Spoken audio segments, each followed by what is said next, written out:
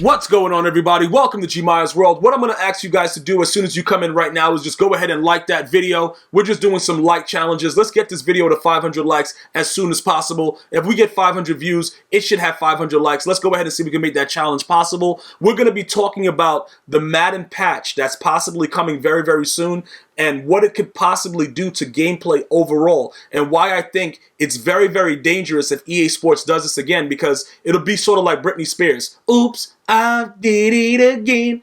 I'm going to tell you this right now, guys.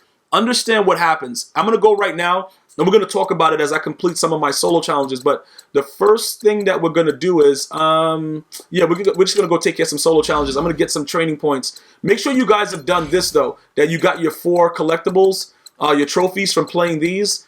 It definitely comes in handy with your team. And then with training camp, you know, it's free training points, so make sure you're doing that as well. All right, as we go through these, I'm going to talk to you guys about specific things that I think could actually ruin the game in its longevity for the rest of the year, right? I know a lot of us, including myself, have come up against guys that are running 335 odd. We watched the club championships where every one of the pro players pretty much are running 335 odd. And it does seem ridiculous. It does seem like something that's like, yo, what are you doing? Everybody's running trips tight end. Everybody is running 335 odd. If you patch 335 odd, right, it's sort of like, if we go back, I'm going to go back to Madden 16, okay?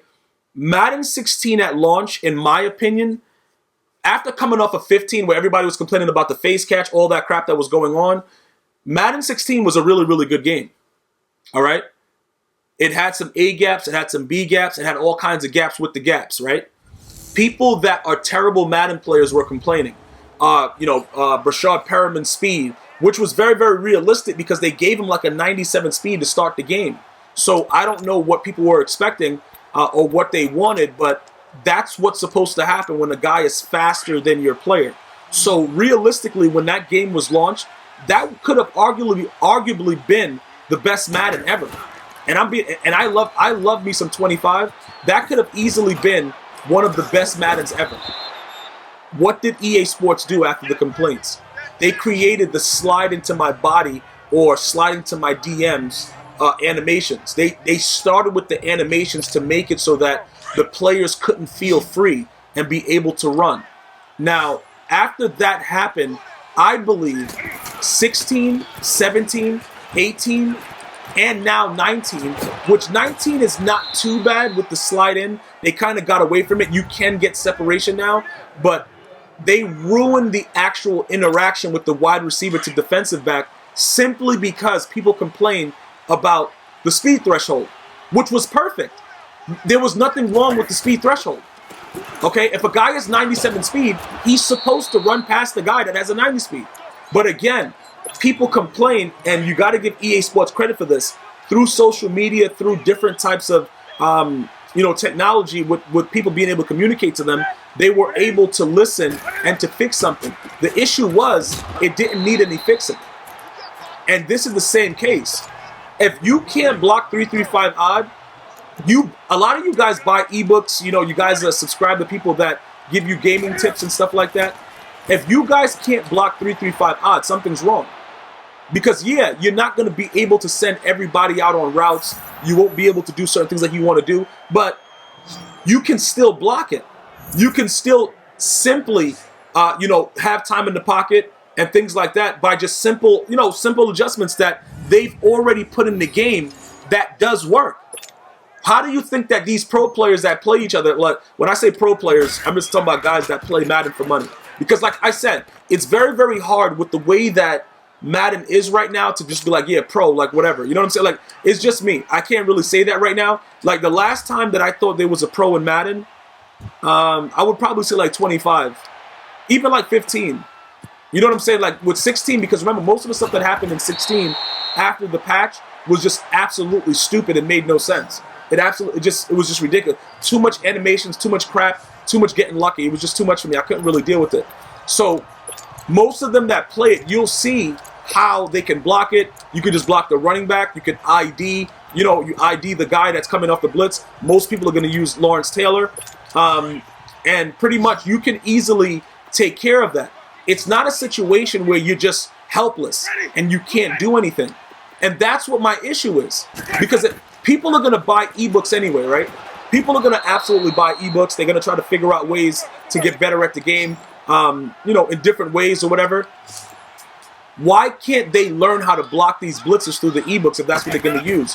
Why can't EA Sports give people different ways to be able to understand these mechanics? That's what the issue is.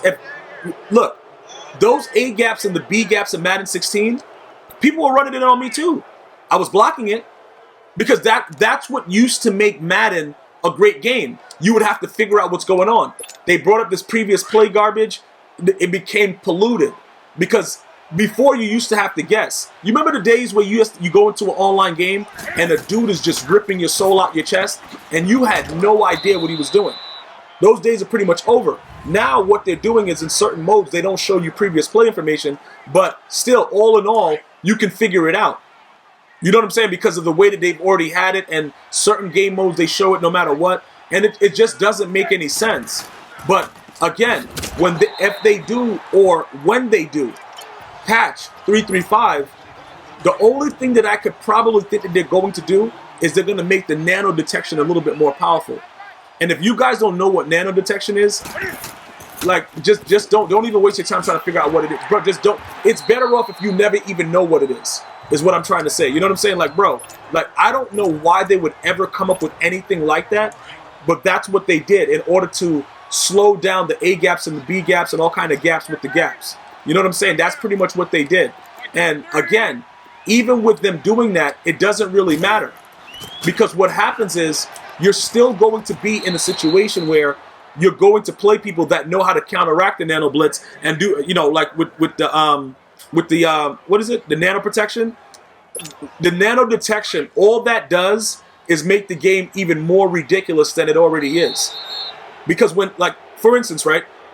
Yesterday I was playing I live streamed Twitch. If you guys want to go ahead, you guys can head over there right now, twitch.tv/GmiasWorld, and you can watch me do some live streams over there for Madden. But yesterday I played a guy, right? And I sent a dual edge blitz.